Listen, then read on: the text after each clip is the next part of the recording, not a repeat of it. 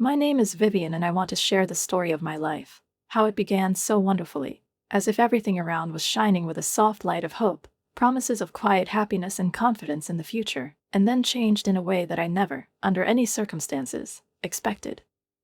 I was married to Kevin, a calm man, almost imperturbable, with a rare gift not to worry in vain and to look at life with that very simplicity that at first seemed to me a blessing. He inherited from his father a cozy Italian restaurant, with red checkered tablecloths, the smell of basil in the air, and local old-timers who came there for years, like to a club of interests, to feel needed, heard, fed. We moved into the house my grandmother had left me, a kind, sturdy house with creaking floorboards and roses by the porch that bloomed so alive and fragrant every spring that I could breathe in the scent and feel like she was still there. It was here, within these walls, that we started our family. In the early years, Kevin and I would spend many evenings on the back porch, wrapped in blankets, the air cool, watching Frank, our baby, fall asleep in his room, the lights dimming behind the curtains and the silence filling the house. We dreamed, slowly, truly, as if everything we had in store for us would come true. We saved for a bigger house, imagined a life with another child, maybe a girl, with brown eyes like Kevin's. He watched it all, beer in hand, kicking his leg to the crickets, and I dreamed of giving Frank the best education possible because I didn't want him to be like me, dragging around student loans until he was 40. Life seemed simple, understandable, almost magical in its predictability, filled with care, work, and the joy of little things. But over time, as happens when a woman begins to move beyond the boundaries of her old life and achieve something more, especially in the professional sphere, everything began to change. I began to climb the career ladder, gain recognition, income, and responsibility, while Kevin seemed increasingly stuck in place, content to simply maintain the familiar order of the restaurant, not developing it, not updating it, not dreaming more. The restaurant remained cozy, yes, but it was increasingly difficult to bring in a profit, like an aging runner unable to maintain the same pace. One evening, after we had already eaten dinner and I was washing dishes in the half-asleep silence, clearing the table as usual, I cautiously, almost casually, brought up a topic that had been brewing inside for a long time. Kevin, have you thought about adding new dishes to the menu? Or maybe making some kind of update, something that would attract more customers? I asked, watching him lazily leaf through the newspaper.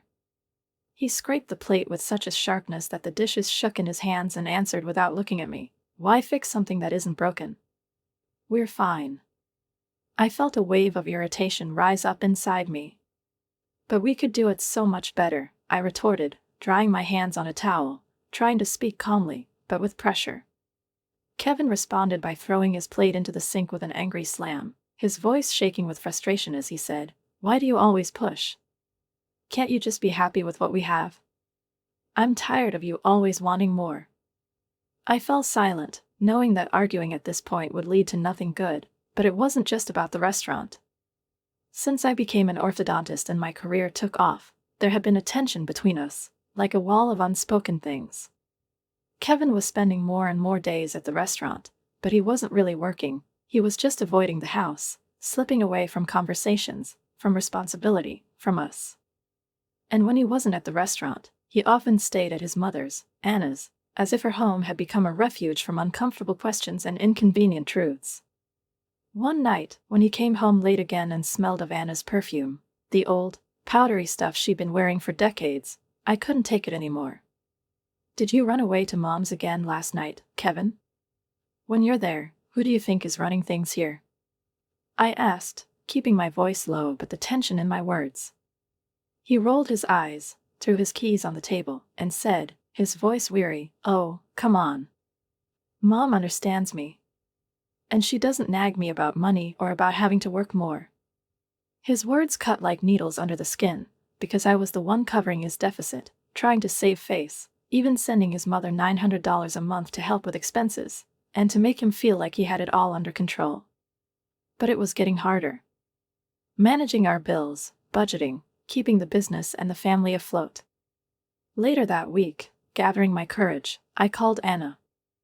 I wanted to talk frankly, to explain how hard it had become to carry on alone. "Anna, I'm doing the best I can, but Kevin needs to step up. We're struggling," I said, hoping for understanding. But her reaction was different, cold, hard, almost hostile. Vivian, you're his wife. Your job is to support him, not push him. You always want my boy to change. Can't you see you're the problem? She said like a knife. My insides flared, my anger boiled, and I couldn't keep quiet. I support him, Anna, more than you think. I even send you money every month. How can you call me a problem? You call me a gold digger? I'm the one who counts every penny to keep us afloat, I replied, barely holding back tears, but she was unmoved. She hung up, leaving a silence full of hurt and unspent pain. When the night fell, I reflected on our conversation, still feeling something smoldering inside between fatigue, bitterness, and emptiness, feeling both upset and saddened by the turn of our life, which once seemed so reliable, stable, and predictable, and now resembled a shaky structure ready to collapse from any inattentive movement.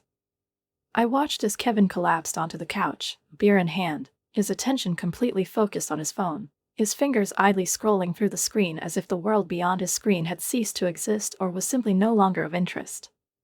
Meanwhile, I tucked Frank into bed, adjusted the covers on him, kissed his forehead, and sat there for a few moments, looking at his sleeping face, as if drawing strength from his silence. The conversation with his mother that afternoon had not left me, the weight of her words still pressing on my chest, as if each accusation she made was imprinted inside me, settling like a heavy weight. Life at home was becoming increasingly difficult, an atmosphere of tension, silent discontent, and mutual accusations, even when no one said anything out loud, was felt in every corner. Ever since Kevin's restaurant had fallen on hard times, things had only gotten worse. It all started with small things. He started firing his employees one by one, first the assistant cook, then the waitress, then the dishwasher, and at some point, not at all ceremoniously, he was left alone, making pizza himself in a quiet part of town, where cars drove by with indifference, and people increasingly ordered delivery through apps, forgetting about the old places where food was cooked with soul. And even when he was the last one left on this small culinary island, the business fell into such decline that the restaurant could no longer cover basic bills, electricity, water, food. The day he closed the restaurant forever, without saying a word in the morning, he returned home looking completely defeated, with drooping shoulders, but in his eyes, which avoided mine, there was still some stubborn gleam, like a man who refuses to admit defeat. It's not the end. It's just a setback, he said, trying to maintain his composure, speaking with forced calm, as if he were speaking to himself and not to me. He hung up his apron one last time, carefully, respectfully, as if he were saying goodbye to a part of himself. I sat at the kitchen table, surrounded by the bills that lay around me like dark omens, like cards that revealed an evil fate. A setback? Kevin, the restaurant is closed. We need a new source of income, and we need it now, I said, trying to sound calm but feeling my voice shake.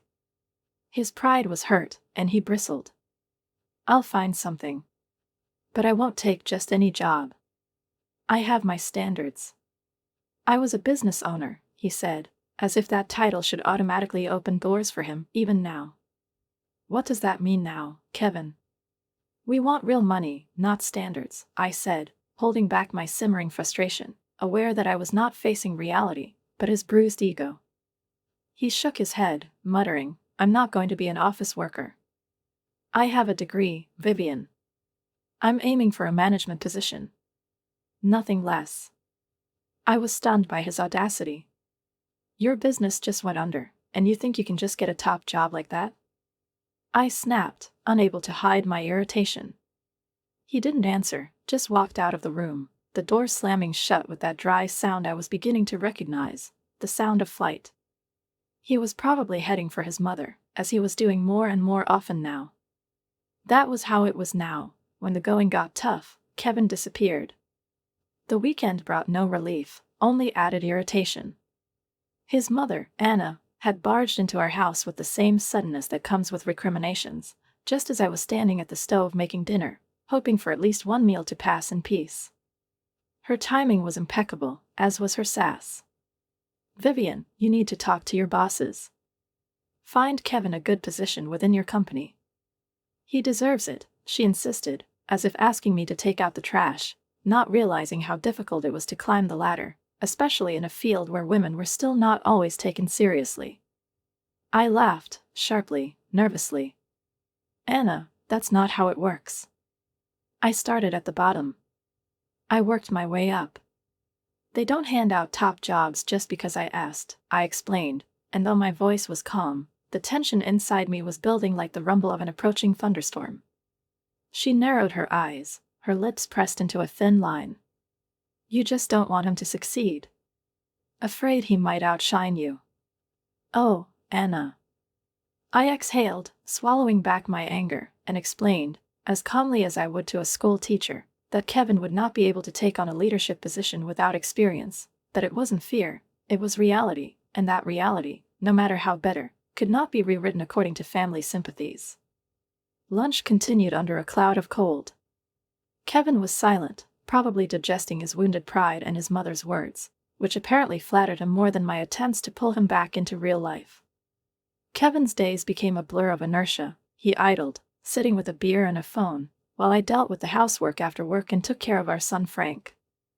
Every night I'd come home to chaos, toys scattered, dishes unwashed, breakfast piled high in the sink, and no dinner, no smell, no stove, no sign of care. Kevin, could you at least start dinner? I'm broke here, I'd say, dropping my bags, kicking off my shoes, wishing for just a simple plate of pasta and a response that would show he was still there for me. But he'd grumble, his eyes glued to his phone, you'll do better than that. I'm tired too, you know. It infuriated me to see him like this, lounging on the couch with a beer and his phone on, as if life were an endless wait in which he was not responsible for anything, especially when, in the midst of his laziness, I could hear Frank's voice, hungry and confused, tugging at my sleeve, wanting attention, dinner, the motherly warmth I was trying to give him twice as much to compensate for Kevin's inaction. Kevin, did you pick him up from school today? I asked one night, knowing the answer but still hoping for some glimmer of responsibility.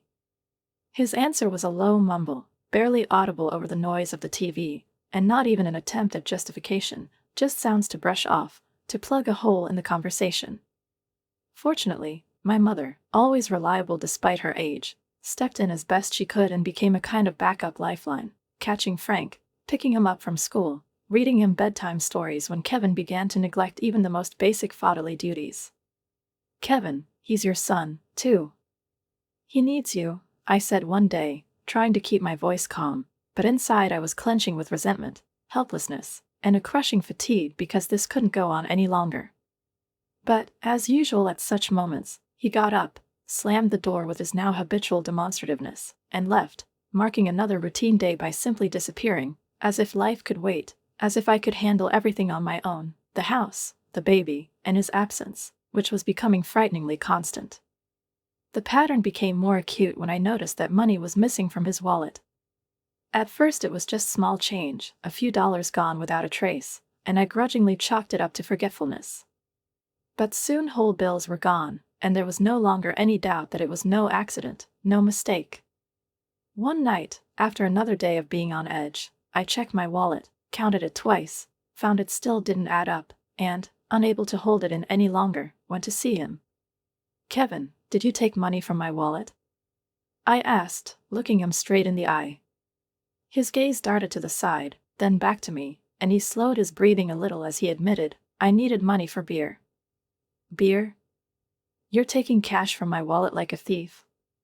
I exclaimed, unable to contain my indignation, because this was not just crossing the boundaries of decency, but destroying trust to the core. How dare you call me a thief? I'm your husband, he objected, and his voice became louder, more aggressive, with a note of resentment, as if he were a victim. But before we could continue, Anna burst into the room, as if she had been standing at the door, eavesdropping. Her face was a storm. Vivian, all you care about is money. Can't you see that this man is struggling? You should support him, not blame him.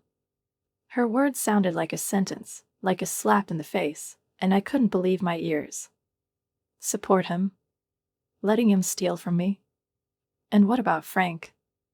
What about your bills, Anna, that I've been paying for months because you both decided to live like money grows on trees? My voice grew louder as the stress of the last few months bubbled to the surface, remembering every unpaid bill, Every sleepless night, every "I'll find something" that never materialized into action. Kevin collapsed back onto the couch, zoned out, as if this wasn't about him, as if he wasn't at the center of our conflict. His eyes were fixed on one point, unblinking, unresponsive, as if he had long since abandoned reality. The argument ended in a heavy, exhausting silence. Anna, unable to bear it, ran out, slamming the door. It was a family refrain now. And Kevin remained silent, inactive, existing like a shadow. And when Frank got sick, when the summer was drawing to an end and the heat gave way to dampness, no one noticed except me. He had a fever one night, and no amount of cool wipes or motherly stroking of his head helped. I sat by his bed, holding a thermometer in my hand, feeling my heart squeeze with each beep that confirmed that the fever was not going down. And Kevin, as usual, was not helping, lying on the couch, immersed in his phone, as if nothing was happening. "Kevin, can you check if we have any more fever reducers?" I asked, barely containing my irritation and fear, trying to maintain at least the appearance of calm. He chuckled, not looking up from the screen, and slowly, lazily stood up, but I already knew that it would be faster to do it myself. Frank whined quietly, squeezing my hand, and every moment seemed precious, every movement worth its weight in gold. I kissed his forehead, quickly and anxiously, and rushed to the kitchen to find medicine, feeling the heavy trail of loneliness stretching behind me. The next morning, the doctor sternly, almost pressingly, emphasized the need for urgent medications and tests to be on the safe side, to make sure this was not a complication. He advised writing down his recommendations, and I nodded, trying to keep every word in my head, knowing that there were expenses ahead, much greater than we could afford. Tests meant money, amounts that exceeded everything we had left after utility bills, food, and Kevin's uncontrolled spending. My heart was pounding, not from fear, but from the need to make a decision that no one would make for me. I transferred the last of our savings to Frank's treatment, including $900, which was usually set aside for Anna, and this was the only way out. As soon as I made the decision, an icy, heavy clarity reigned in me. Anna exploded in rage, her voice like a cracking glass cutting through the morning silence of our house. "Vivian, where's my money?" "It's the first of the month," she demanded, standing in the doorway, her arms crossed, her face contorted with impatience. I was repacking Frank's small backpack, carefully tucking in a change of clothes, wet wipes, and his favorite stuffed animal, a gray bunny with a drooping ear, in preparation for another doctor's appointment. My mind raced between medication lists, pediatrician's recommendations, and anxious thoughts about how to keep everything in balance. "Anna," I began, already sensing another wave of confrontation, "I needed to set aside money for Frank. He's seriously ill and needs it for medical examination and treatment." I spoke calmly, but inside I was already seething. I had given everything I could give, and now I had nothing left but the feeling of guilt that I had to justify the fact that I was taking care of my sick child. Anna's gaze hardened, her lips pressed into a thin line of disapproval, as if every word I said only confirmed her long-held suspicions. "Do you really expect me to believe that you don't have any other money?" "It's my money, Vivian." "I need it," she said, taking a step forward, as if she were trying to corner me not just physically but mentally. I stepped back, raising my hands in a protective gesture as the maternal instinct awoke in me, ancient, unconditional, stronger than fear, stronger than fatigue. "Frank is my priority. He's just a child. He's not well, and he needs a mother to take care of him. I'm not going to apologize for putting him first," I said, trying to keep my voice level, despite the fact that my patience was on the edge. "Well, I should have known you'd do something like that, hold back my money for that boy," Anna spat out with venom, as if every word were a poisoned arrow aimed at my heart. "That boy, Anna," I replied, barely suppressing a shudder, "is your grandson. How can you be so heartless?" I could no longer hide the indignation. It seeped through my voice like boiling water through a crack in porcelain. "I don't want a lecture from you, Vivian. Just make sure you pay me by tomorrow, or you'll regret it," she hissed, her face contorted with anger, the threat uttered through clenched teeth hanging in the air like a thundercloud before a storm.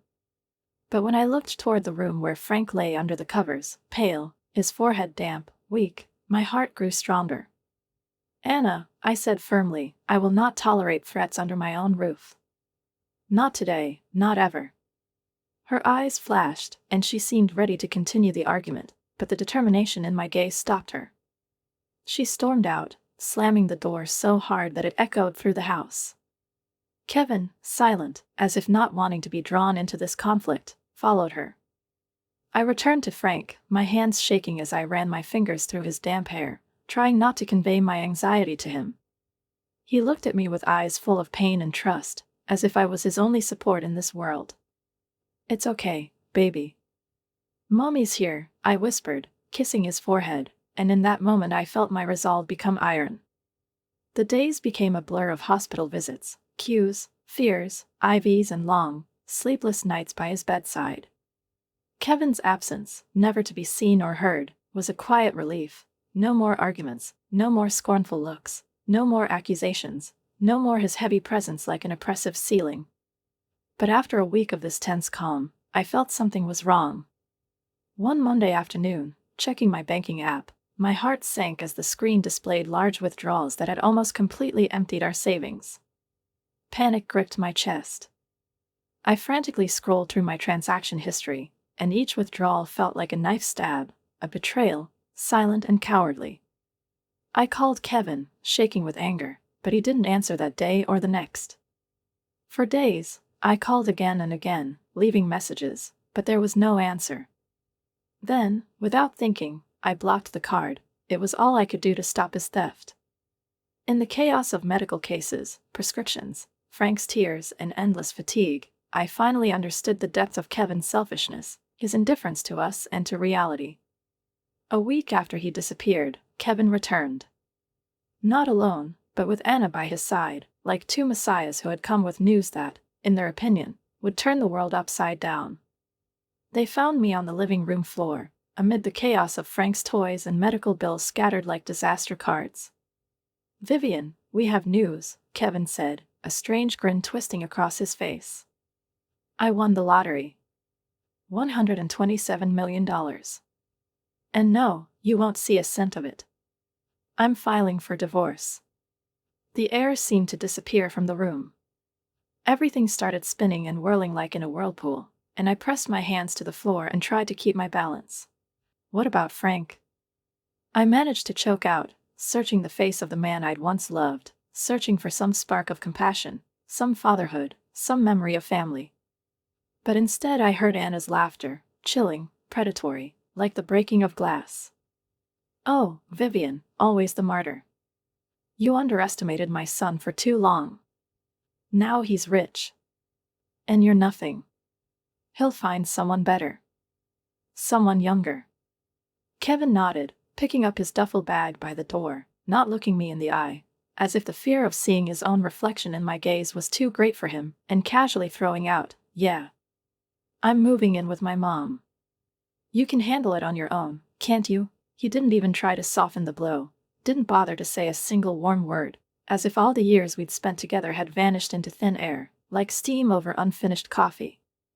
Anna, in her usual manner, with skillful, polished manipulation, jumped up to him, grabbed his arm tightly, as if she was pulling him to herself not only physically but also mentally, finally tearing him away from our family, and, turning to me with a triumphant look, like a winner, she suggested, "Let's leave the gold digger to flounder in her chaos.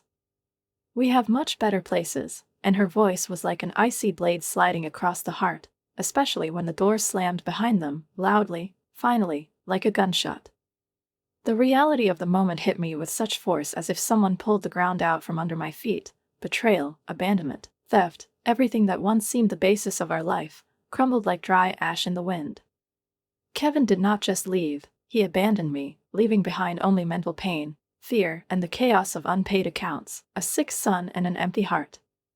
But as the shock began to subside, slowly but surely, like the dawn after a long night, a fiery determination began to grow inside me, a fire that could burn away all the pain and turn it into strength. They thought they could destroy me, leave me a broken, penniless, abandoned woman, but I was determined not to let that happen. In a level voice, as if I had done this before, I dialed the lawyer's number. "Kevin used our joint funds to buy that lottery ticket," I said. "I want to contest the winnings." My lawyer, Mr. Adam, a neat, thoughtful, and somewhat dry man at first glance, listened to me without unnecessary emotion, but with a note of concern in his voice, and although he was cautious in his predictions, he still supported me. "It will be an uphill battle, Vivian, but we will do our best," he assured me as he hung up. I felt the weight of the fight ahead settle on my shoulders, like a wet blanket, but at the same time there was a new strength, pure and honed by this betrayal, born not of weakness but of love for myself and for our son.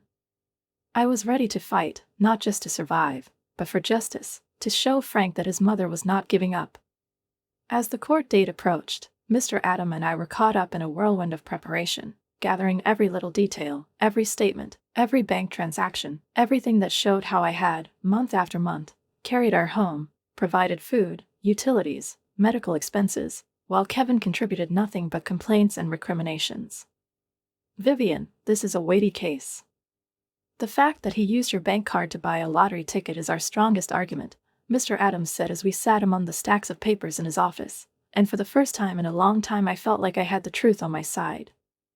With only 4 days left until the hearing, the tension was literally bubbling beneath the surface of my daily routine, working, taking care of Frank, making soup, mopping the floor, reciting documents like incantations, trying to hold on. And then one day, a Monday, with the sun high and me cutting apples for an afternoon snack, Frank playing with his cars at my feet, I heard a car door slam and my heart sank. They burst through the front door, without knocking, without warning, as if they still considered the house theirs, Kevin and Anna.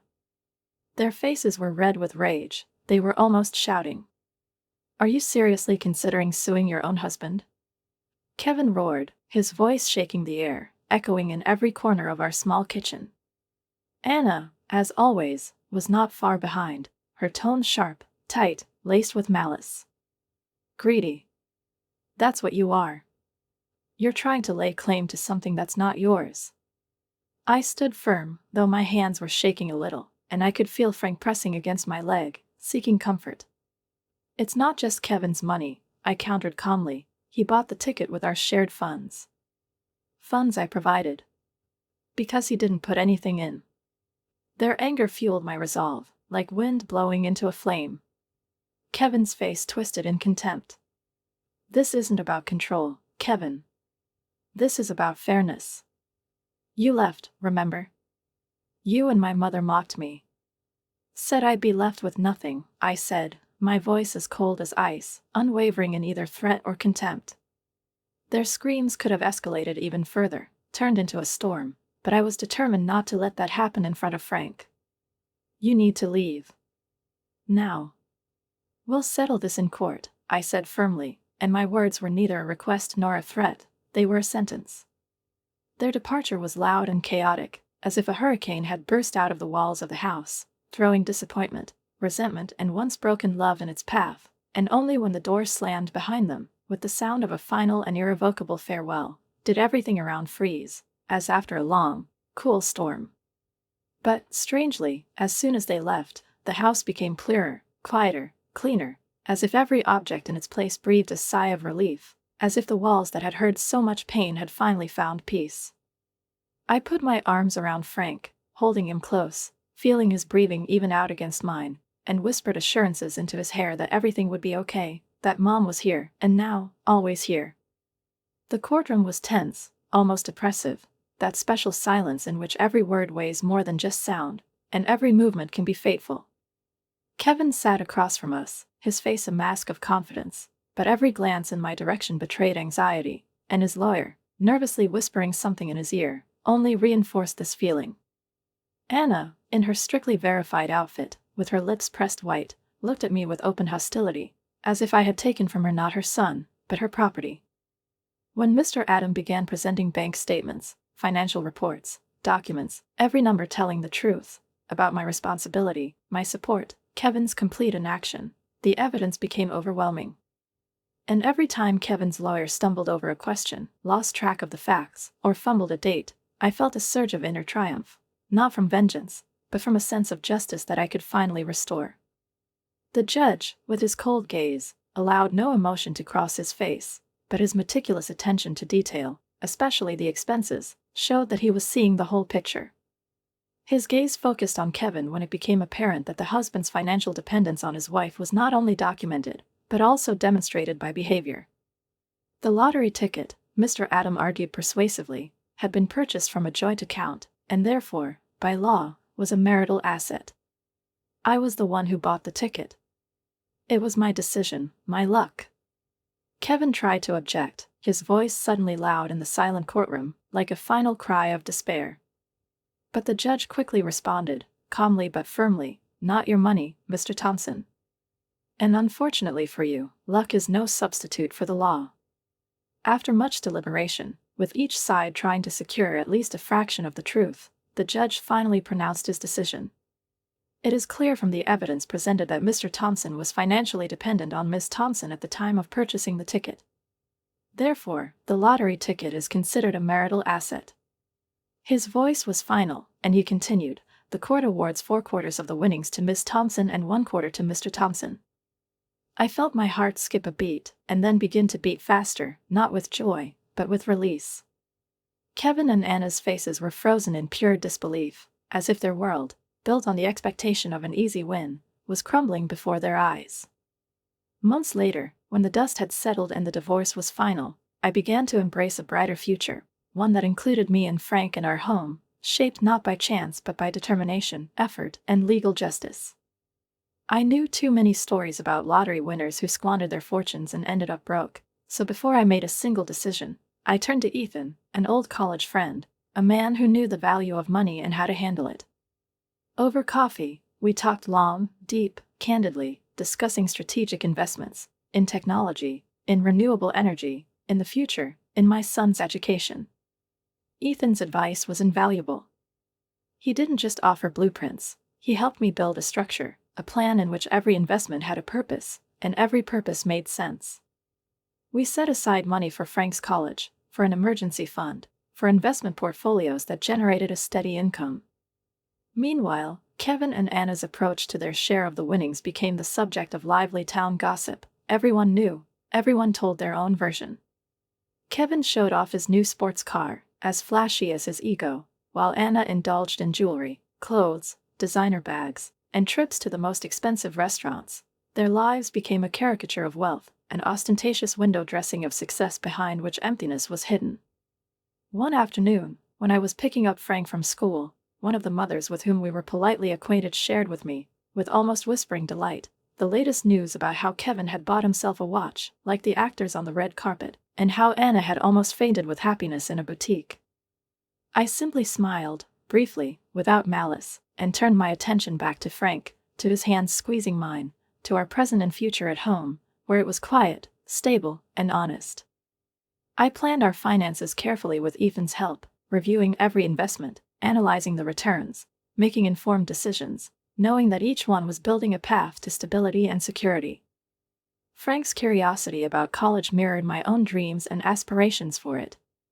His eyes lit up when he talked about science, about projects, about a future in which he could be anything he wanted, an engineer, a researcher, a scientist. And when I looked at him, at that face that showed hope, strength, and my own character, I knew it had all been worth it.